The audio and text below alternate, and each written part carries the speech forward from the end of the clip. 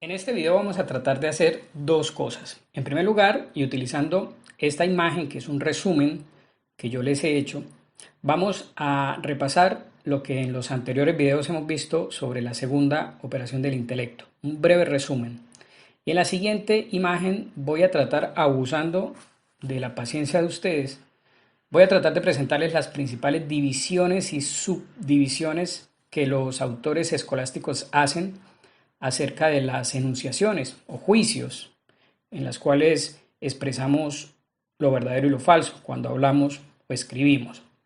Son divisiones y subdivisiones que pueden abrumar un poquito, pero por un lado, como ya les decía, ayudan a ejercitar la cabecita y por otro lado nos ayuda a comprender mucho mejor la forma en la que nosotros mismos hablamos o escribimos o la forma en la que los otros, los demás, nos hablan o escriben.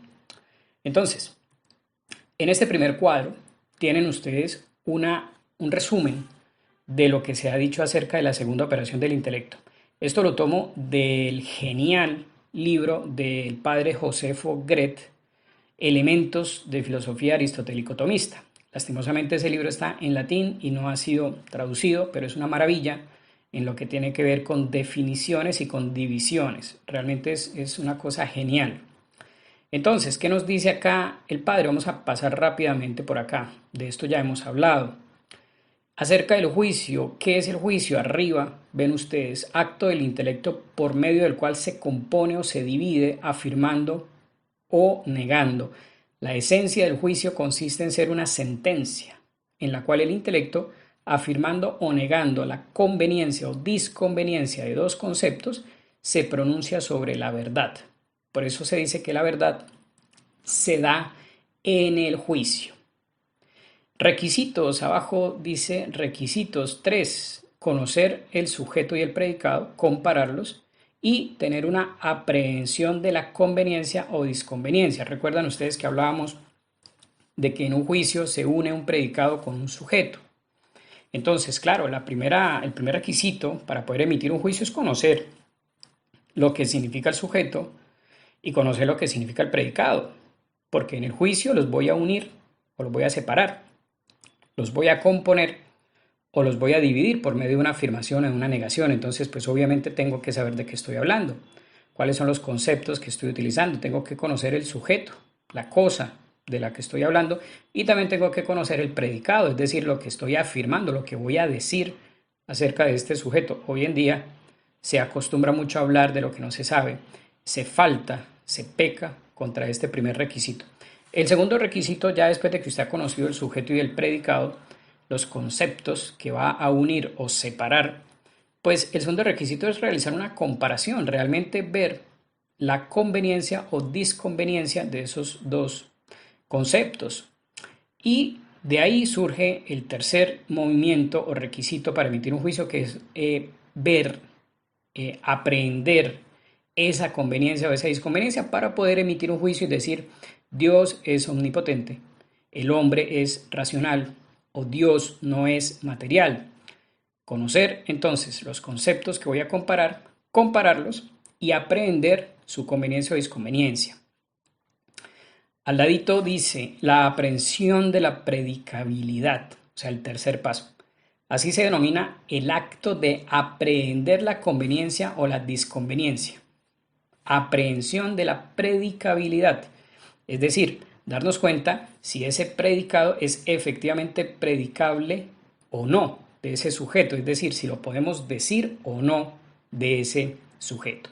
Bien, la propiedad fundamental, dice abajito, continere veritatem, contener la verdad. Esa es la propiedad fundamental de los juicios que emitimos, de las proposiciones, ya sea orales o escritas, contener la verdad.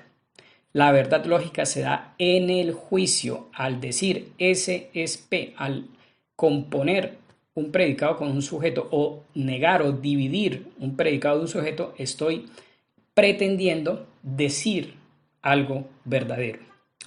Abajo pone el cuadro la oración. La oración es la expresión oral del juicio, de esa hablamos en el video pasado.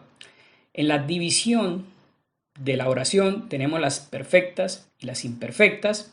Las imperfectas son aquellas que no tienen ese sentido completo, que dejan como al espíritu con ganas de más información. Y ahí nos dicen que las dos grandes tipos, los dos grandes tipos de oraciones imperfectas son las definiciones y las divisiones. En el video anterior explicamos por qué. Aquí se ponen las definiciones y las divisiones. Y finalmente las oraciones perfectas, pues son esas que tienen sentido completo, que no nos dejan como esperando que nos cuenten el resto de la historia. Y la división fundamental de esas oraciones perfectas, de sentido perfecto, son, en negrilla, la enunciativa, que es la que nos interesa en lógica, la argumentativa, que son simplemente los argumentos, la tercera operación del intelecto, que la veremos más adelante, Dios mediante, y las ordinativas que tienen que ver con los actos prácticos concretos, que se dividen en esas cuatro de las cuales hablamos la vez pasada, las vocativas, las interrogativas, las imperativas y las deprecativas, que las usamos a diario, que los poetas y los retóricos utilizan muchísimo en su trabajo, pero que al lógico, al estudiante de lógica, no le interesan tanto. El estudiante de lógica se centra en las oraciones enunciativas, es decir, aquellas frases, aquellos juicios orales o escritos por medio de los cuales pretendo decir algo que es verdadero o falso. Es decir, si ustedes ven ahí el primer rengloncito donde dice enunciativa, verán que dicen que tienen intención veritativa. Así se llama, intención veritativa. Las oraciones enunciativas tienen intención veritativa, es decir, pretendemos con ellas manifestar lo verdadero. Se llama proposición cuando es parte de un silogismo. Ahí ya no se llama simplemente oración enunciativa, sino que se llama proposición.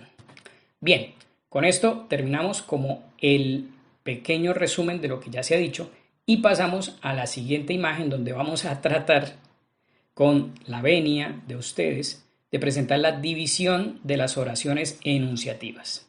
Bien, tenemos entonces acá en este cuadro, que con mucho cariño hago para ustedes, basado en el libro del Padre Gret, la división de las oraciones enunciativas, que son las que le interesan más al lógico, porque son aquellas en las cuales se da una intención veritativa, es decir, pretendemos decir o escribir la verdad.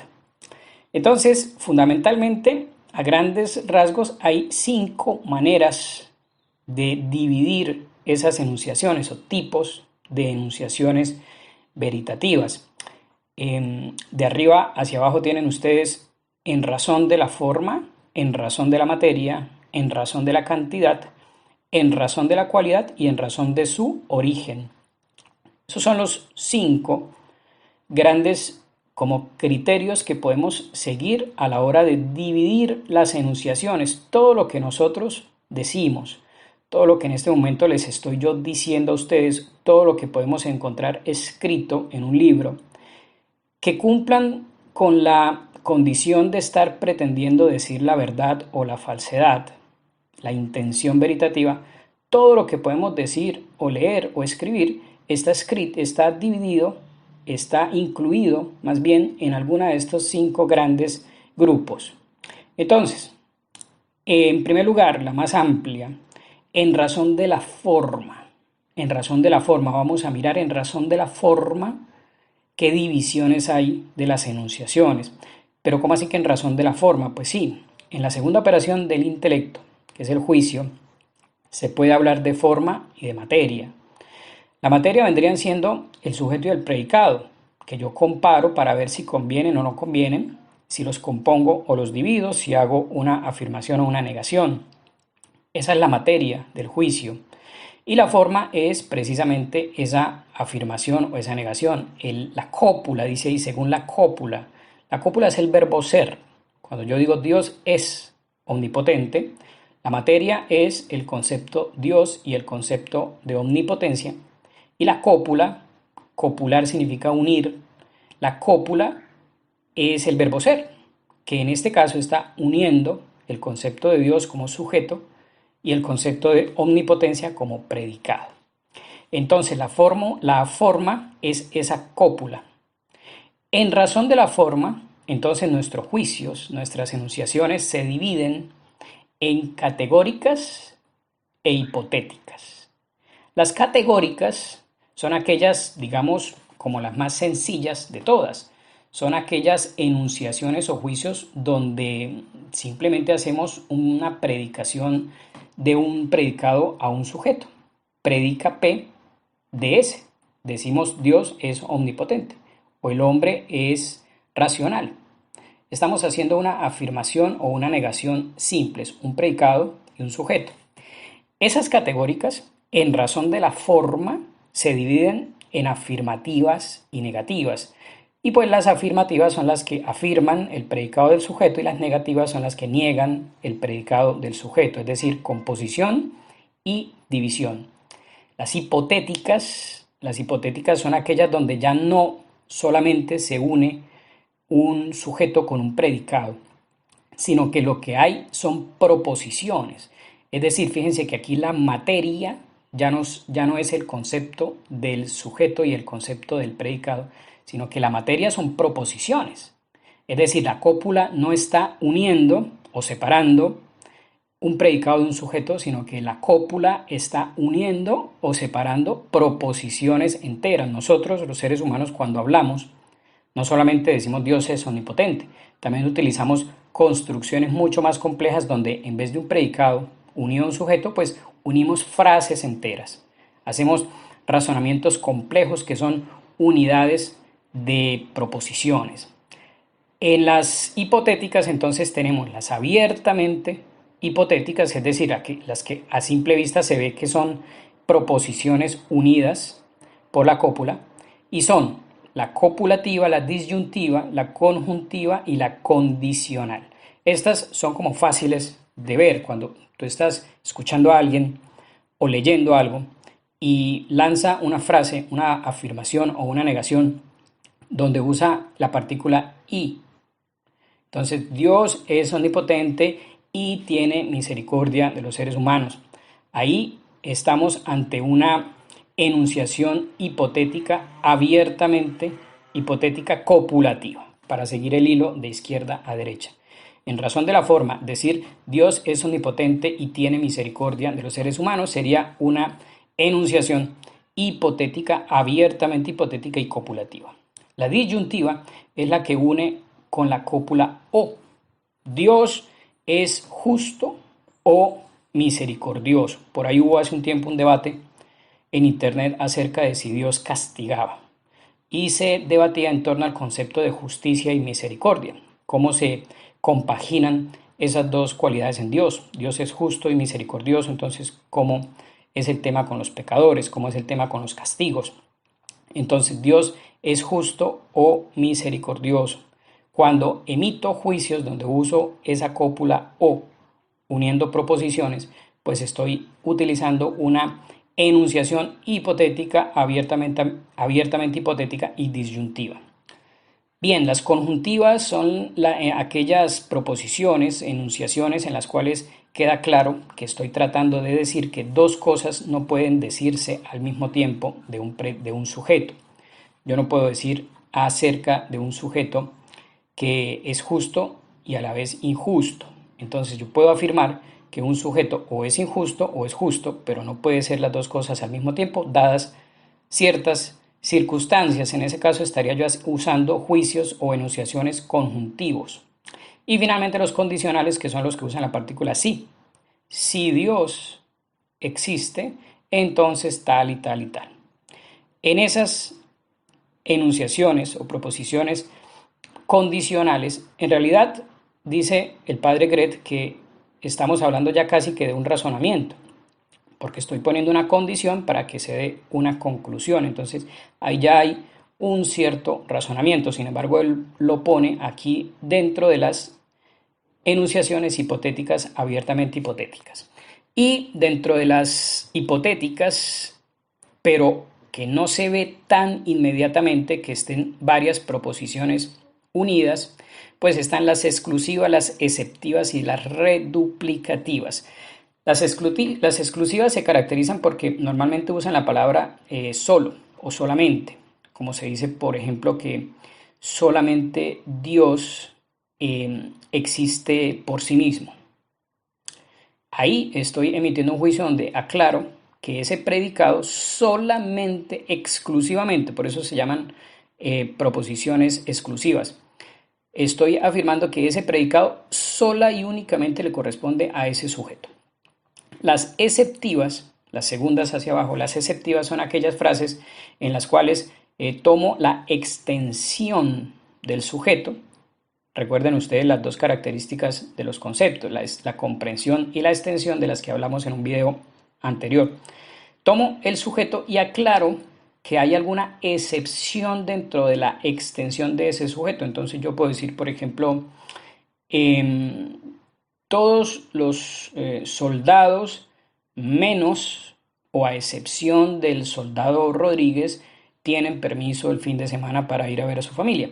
Estoy emitiendo un juicio o una proposición donde hago una excepción a la extensión del sujeto o limito la extensión del sujeto. Me refiero a todos los soldados menos o excepto el soldado Rodríguez, que le toca quedarse en la casa haciendo un video para el canal de YouTube. Y al final de las ocultamente hipotéticas, pues tenemos las reduplicativas, que son aquellas que como que insisten en el sujeto. Entonces yo digo, por ejemplo, los abogados, en cuanto a abogados, tienen mala fama. Entonces ese reduplicar, o sea, duplicar el sujeto hace énfasis en una característica del sujeto, porque fíjense que aquí no me estoy refiriendo a los abogados en cuanto seres humanos, o a los abogados en cuanto vecinos, o a los abogados en cuanto padres de familia, hermanos, no. Estoy diciendo los abogados en cuanto a abogados. Es decir, ese abogado en lo que tiene de abogado tiene mala fama. Esa sería una enunciación ocultamente hipotética reduplicativa, aquella donde hago énfasis en el sujeto. Bien, esas serían todas las divisiones posibles en razón de la forma, categóricas e hipotéticas con sus respectivas subdivisiones. Vamos a tratar de ir un poquito más rápido en las que quedan para no abusar tanto de su paciencia. Les recomiendo mucho este ejercicio de conocer las divisiones de los juicios, porque finalmente a diario, cuando hablamos o escribimos, estamos haciendo juicios, estamos emitiendo proposiciones o enunciaciones y es conveniente saber cómo es que hablamos para entender qué es lo que estamos diciendo o qué es lo que nos están diciendo. Bien, en razón de la materia, que es el segundo de arriba abajo, las frases, los juicios, las oraciones que podemos emitir, decir o escribir son necesarias, contingentes o imposibles. Necesarias cuando estoy diciendo algo que no puede ser de otra manera. Ahí entre paréntesis lo pongo en latín, quod aliter esse non potes. Lo que no puede ser de otra manera. El hombre es animal y es que no puede ser de otra manera. El hombre es animal sí o sí, por esencia. Luego vienen las contingentes, que son aquellas donde lo que estoy diciendo de pronto es cierto en ese momento, pero puede que no sea cierto más adelante o que no haya sido cierto siempre. En latín pone quod aliter esse potes. Si yo digo, por ejemplo, que Sócrates está sentado comiendo su desayuno, es cierto, pero es una verdad contingente porque hace un rato no estaba sentado y dentro de un rato ya no estará sentado. Esa es una afirmación o una negación contingente. Y finalmente, las imposibles, que son aquellas enunciaciones donde yo estoy diciendo algo que no puede ser. Entre paréntesis, quod esse non potes. El hombre es dinosaurio. Es imposible, es una afirmación imposible. Ese predicado, el concepto de dinosaurio y el concepto de hombre no convienen, no los puedo componer, solamente los puedo dividir. En tercer lugar, puedo dividir mis juicios, proposiciones o enunciaciones en razón de la cantidad. Y entonces son universales, particulares, singulares o indefinidas. Las universales son aquellas donde tomo al sujeto en toda su extensión. Entonces digo, todos los hombres son racionales, aparentemente. Entonces, las particulares son aquellas donde tomo una parte de la extensión del sujeto. Entonces digo, los, a ver, los soldados son hombres valerosos. Entonces estoy tomando a los hombres, pero solamente una parte. Aquellos hombres que además de ser hombres son soldados, militares. Entonces digo, los hombres militares o soldados son valerosos, suelen ser valerosos. Y los singulares, los juicios o proposiciones singulares son aquellas donde hablo de un solo sujeto y digo Sócrates está sentado desayunando. Me estoy refiriendo a un solo miembro de la extensión de ese sujeto. Y finalmente los indefinidos, que son aquellas frases donde realmente no queda claro de quién estoy hablando, si es uno solo, si son muchos, si son todos, si es una parte, no queda claro. En razón de la cualidad, la cuarta división, en razón de la cualidad, ante todo, verdaderas y falsas. Las proposiciones son verdaderas o falsas, esa es la característica principal, continere veritatem, ¿recuerdan? Contener la verdad. Entonces, en razón de la cualidad, lo que yo digo o escribo es o verdadero o falso. Y finalmente están las modales.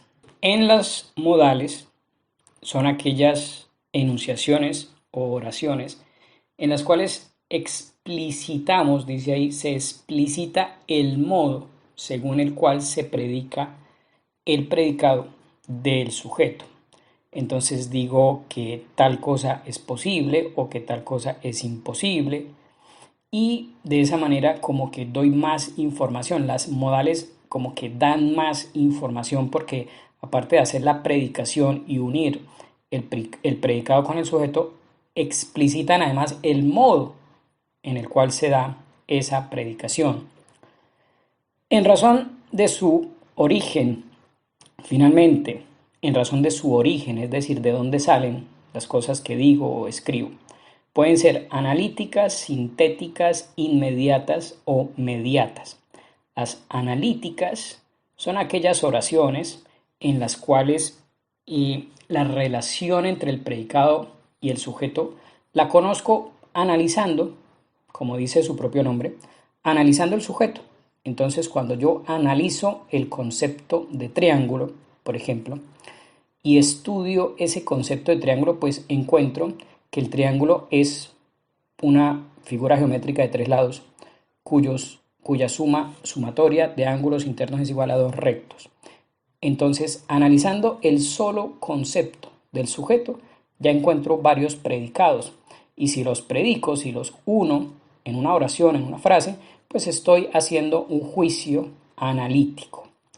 Los otros son los sintéticos. Los sintéticos son aquellos que conozco por experiencia, es decir, que por más que estudie y analice el sujeto del que voy a hablar, el concepto de ese sujeto, no encuentro ese predicado. Por ejemplo, decir que Sócrates está sentado desayunando. Por más que yo analice el concepto de Sócrates, quién es Sócrates, qué es Sócrates, pues por ningún lado voy a encontrar que está sentado desayunando, porque eso es una verdad contingente. Entonces necesito es verla en la experiencia, necesito experimentarla para ver que sí es así.